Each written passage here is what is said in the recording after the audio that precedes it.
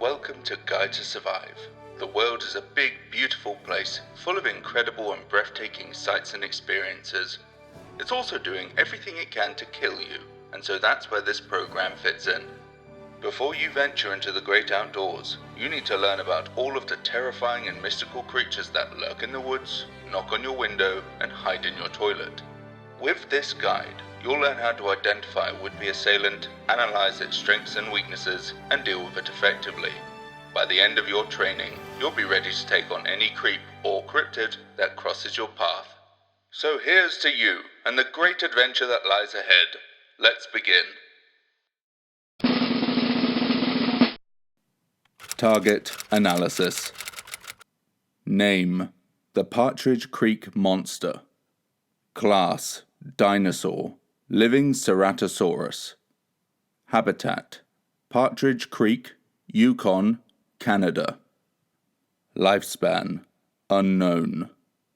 Strengths: it's a frickin' dinosaur. It's bigger, faster, and meaner than you'll ever be.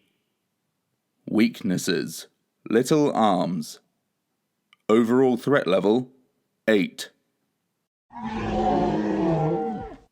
Behaviour: the Partridge Creek Monster. A fitting name for such an extraordinary and terrifying beast. First witnessed in 1903 by one James Lewis Butler and one Tom Leemore, and later by George Dupuy, Father Pierre Lavignon, as well as an additional 5 individuals, all of whom were First Nation Canadians. The creature was described as having a large amount of hair covering its enormous 30-foot-long body, as well as a horn on its nose. The company had located the creature by following its vast tracks, where they then observed it for around 10 minutes before it left. It was Father Lavignon who identified the creature as a Ceratosaurus, and who had the second sighting in 1907, which was also the last reported account of the beast. During this alleged sighting, similar tracks as the first encounter were left behind, as the Partridge Creek Monster carried off a caribou in its huge jaws. Now I know what you're thinking. But Jar, you devilishly handsome cerebrum, I thought that dinosaurs were all cold-blooded. How could such a creature survive in the frozen north of Canada land? To which I would respond, life finds a way. Despite the last reported sighting of this incredible beast being over a century ago, it does not necessarily mean that the Partridge Creek Monster is gone. Rather, there may have been several, if not numerous, sightings. However, these encounters have perhaps not ended quite so favourably as the first 2. This would certainly give credit to both its abilities as an apex predator and remarkably secluded conduct, as well as insight to a low yet sustained birth rate. Further to this, we can ascertain, with the lack of any major predators or competitors, the Partridge Creek Monster would only really venture out of its den in order to eat. Something the two of us have in common. Ooh. The reported sightings give credit to this. The hunting, not our similar eating habits. The Ceratosaurus was wandering its territory in both instances, firstly near the witness's camp, and secondly carrying a caribou in its mouth. But this particular breed of dinosaur is most commonly associated with hunting aquatic life, such as fish and crocodiles, and they will certainly not shy away from eating large mammals as well. As such, it is fitting that the Partridge Creek Monster establish its territory near a significant water source to sustain its diet. Yet it is curious that a species known for being strong swimmers will not settle near a lake as opposed to a river. Whatever the reason, further study is clearly needed. In addition, there is the mystery surrounding the creature's habit of tail dragging. This is an unusual trait, however it is certainly possible that over time and generations, certain character traits may have evolved. Tail dragging could be a means of marking territory, enticing a mate, or just one of those dumb things animals do for no reason. Overall, what we can ascertain from the Partridge Creek Monster is that it's a creature that has sustained its powerful and superior dinosaur qualities, while evolving to meet with the times. It is an adept hunter in both water and on land, and is perceptibly fully capable of keeping itself, and perhaps its kin in strict secrecy despite human encroachment. The Partridge Creek Monster is a beast worthy of its name, matching its ferocious hunting abilities and terrifying presence with its tenacity to survive. So be careful. Stratagem. So, here's the scenario. You're in Canada. After indulging on pancakes and poutine, you decide it's time to get out there and explore nature. While enjoying the majesty of the Canadian wilderness, you feel a low rumbling under your feet.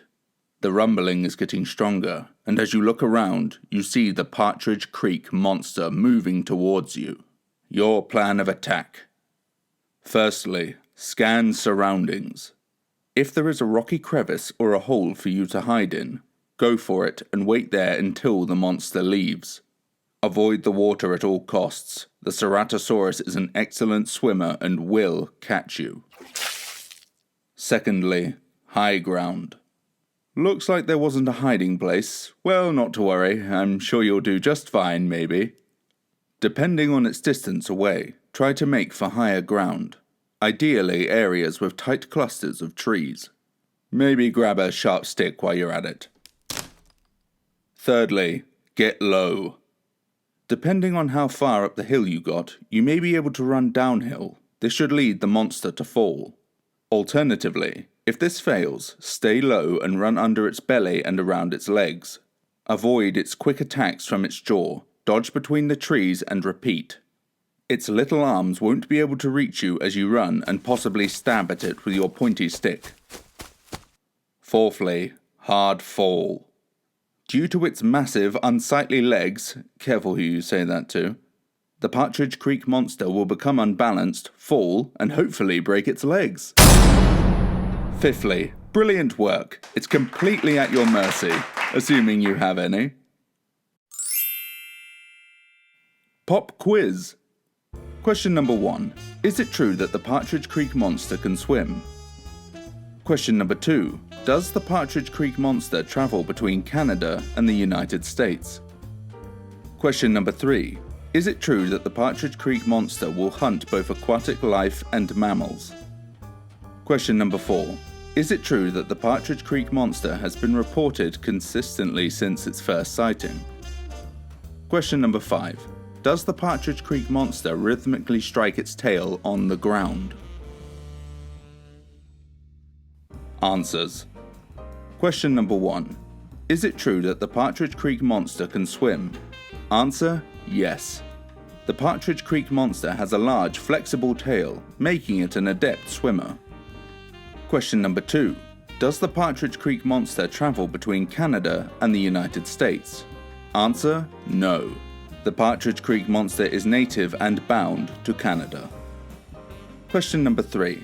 Is it true that the Partridge Creek Monster will hunt both aquatic life and mammals? Answer, yes. As well as hunting large mammals such as caribou, the Partridge Creek Monster will feed on aquatic life within nearby waters. Question number 4. Is it true that the Partridge Creek Monster has been reported consistently since its first sighting? Answer, no. The Partridge Creek Monster has only been reported twice, in 1903 and 1907. Question number 5.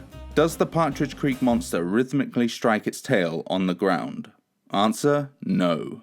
Rather, the Partridge Creek Monster will drag its tail, though the reasons for this are still unknown. If you scored 0 to 1, then you now know how food feels.